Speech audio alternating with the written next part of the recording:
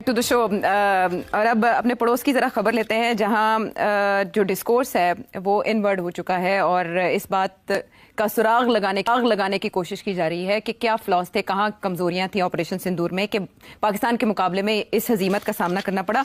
तो कुछ बयानात तवातर से सामने आ रहे हैं। ऐसा लग रहा है कि सांप आहिस्ता आहिस्ता पटारी से निकल रहा है, बिल्ली आहिस्ता आहिस्ता थैले से बाहर आ रही है। सेठ साहब, जयशंकर साहब ने जेडी वैंस की फोन कॉल के हवाले से कुछ बातें कही, ऐसे जैसे वो सस्पेंस क्रिएट करने की कोशिश करें।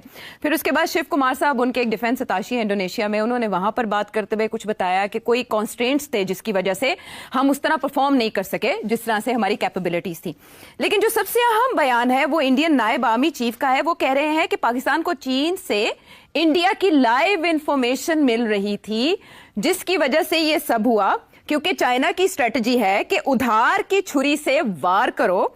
और ये कि वो हमें बता रहे थे डीजीएमओ की बातचीत के दौरान कि आपके जो इस वक्त वेक्टर्स हैं वो इस लोकेशन के ऊपर मौजूद है और अलर्ट है, तो प्लीज आप उन्हें रिमूव कर लें। तो ये सब खतरनाक बातें हैं और आइंदा के लिए हमें अपनी स्ट्रेटजी को अच्छी तरह डिफाइन और डिजाइन करना होगा। जहां जहां सप्लाई चेन में प्रॉब्लम्स है उनको दूर करना होगा। ये सब वहां के मीडिया में अब डिस्कस हो रहा है कि भारत डायरेक्ट अब एतराफ नहीं कर रहा अपनी नाकामी का, बल्कि उसके लिए कोई ना कोई एक्सक्यूजेस क्रिएट कर रहा है। इसकी क्या वजह हो सकती है और क्या ब्लेम चाइना पे शिफ्ट करने के बाद वो अपनी नाकामी को इस तरह से छुपाना चाह रहा है? जी हाँ, जाहिर है। देखिए ना, नरेंद्र मोदी ने अपना सारा पॉलिटिकल कैपिटल जो है इस स्ट्राइक के ऊपर स्टेक कर दिया था। और वो जो आगे तो जिनके ना दो चपेट पहिया ने थे, then they have to think करना की है। तो इसलिए मैंने उसी वक्त कह दिया था, आपको याद होगा कि ये आप देखिएगा जैसे जैसे ये बात चलेगी, इंडियन मीडिया जो इस वक्त पाकिस्तान को गालियां दे रहा है और नरेंद्र मोदी को और जयशंकर साहब को हीरो बनाया हुआ है, ये उनके गले पड़ेंगे इवेंचुअली। और ये अभी तक तो कुछ मानने के लिए तैयार नहीं है, फिर आहिस्ता आहिस्ता मान जाएंगे। और अब वो एक्सक्यूजेस देने शुरू कर दिए। पहले तो मानते नहीं थे कि गड़बड़ हुई है, कुछ गड़बड़ हुई है या जहाज गिरे हैं। ये मेरा ख्याल है पूरा महीना ये तो बात ही नहीं मानी उन्होंने, महीना नहीं तो कम से कम 2-3 हफ्ते। फिर उसके बाद पूरी बात ही नहीं करते थे, फिर कभी एक बात करते थे, कभी दूसरी बात करते थे। अभी तक इन्होंने पहलगाम के जो लोग हैं जिन्होंने ये किया है उसको, उनके बारे में इन्होंने कुछ बताया ही नहीं। वो कौन थे, क्या थे, बस बनो के एक बयानिया शुरू कर दिया काम, और वो बयानिया बिक नहीं रहा है। हर जगह पे जाके बेचने की कोशिश की है, वो बिक नहीं रहा है। तो अब हिंदुस्तानी लोग भी पागल तो नहीं है ना, बेवकूफ तो नहीं है। तो उन्होंने obviously they started asking questions जो हम पहले दिन से कह रहे थे। हमें तो गालियां दे रहे थे, अब जाके समझ आई है कि यार इंडियन पब्लिक के साथ हाथ हो गया। अब हाथ हो गया तो अब क्या किया जाए? आहिस्ता आहिस्ता तो अपनी क्रेडिबिलिटी जो है उसको बरकरार रखना है। तो अब ये सवाल पूछने शुरू कर दिए। अब इंडियन आर्म फोर्सेस के ऊपर प्रेशर आ गया, तो वो कहते हैं मारे गए सारा साढ़े से ब्लेम आ गया। क्योंकि सियासी लोग तो कभी अपना ब्लेम नहीं अपने ऊपर लेते, वो तो शिफ्ट कर देते हैं कि जी जो लड़ने वाले ने उन्होंने पूछो। आपको याद नहीं है एक नेशनल सिक्योरिटी की मीटिंग थी जहां नरेंद्र मोदी ने कहा था I have handed everything over to the army and the armed forces, ये खुद फैसला करें। याद है आपको? उसने तो पहले दिन दे दिया था फैसले का, जी इख्तियार दे दिया था कि जी कर लो जो, because he was afraid also कि ये गड़बड़ ना हो जाए। अब वो आर्मी वाले फंस गए। अगर वो एडमिट करते हैं कि गड़बड़ हुई है और हम we were caught off balance या वी लॉस्ट द वॉर या कुछ वी हैड फेलियर्स, तो वो सारी इनके गले पड़ती है।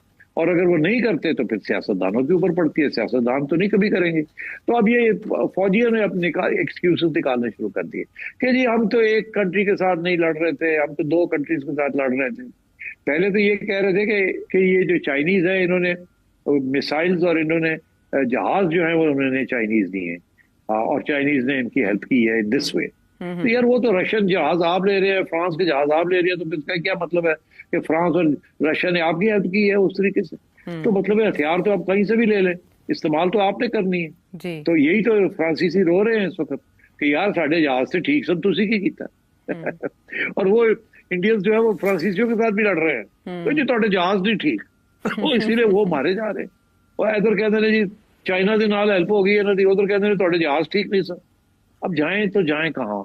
तो इसलिए आई थिंक बड़ी सोल सर्चिंग होनी पड़ेगी।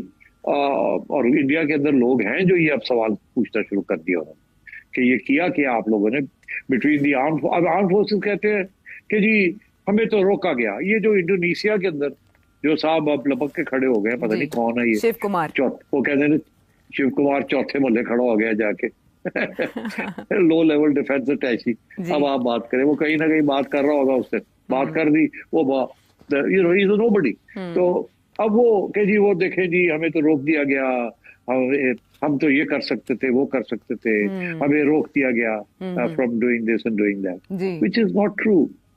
सो अभी नहीं 72 जहाज जो है चढ़ के आपके ऊपर आ जाते और मिसाइल फायर करनी शुरू कर देते।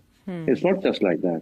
तो आई थिंक एक्सक्यूजेस तो बनाएंगे, फौज अपने आप को प्रोटेक्ट करने की कोशिश करेगी, पॉलिटिशियंस अपने आप को प्रोटेक्ट करने की कोशिश करेंगे, एक दूसरे के ऊपर इल्जाम लगेंगे और फिर आखिर में आके दोनों कहेंगे जी ऐसी तो ठीक था। और चाइना भी आ गया, और चाइना तो देखे ना, वो तो बहुत बड़ा है, ये है वो है, हम एक के साथ तो नहीं, हम तो दो के साथ लड़ रहे थे, एक ही के साथ लड़ रहे थे आप।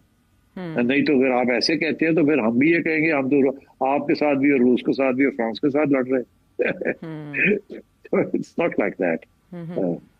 तो इस इल्ज़ाम के ऊपर, ये तो डायरेक्ट चाइना पे इल्ज़ाम है, जवाब कहाँ से आएगा? हमारे यहाँ तो जवाब दिया जा रहा है, हमारे कुछ सहाफ़ी भी ट्विटर पर जवाब दे रहे हैं कि ये पाकिस्तान की अपनी हिकमत अमली थी, दिफाई हिकमत अमली, जिसकी वजह से कामयाबी मिली।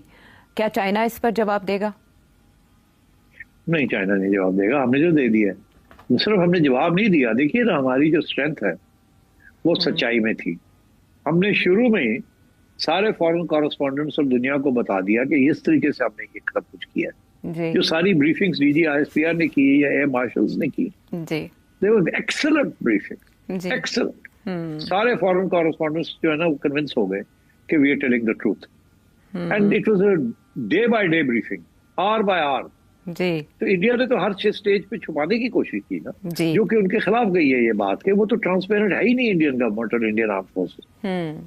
तो इसलिए I think we scored much better on transparency, honesty, integrity, और हमने बता दिया कि भाई इस तरीके से सारा कुछ हुआ है, जो कि इंडिया वाज नॉट इवन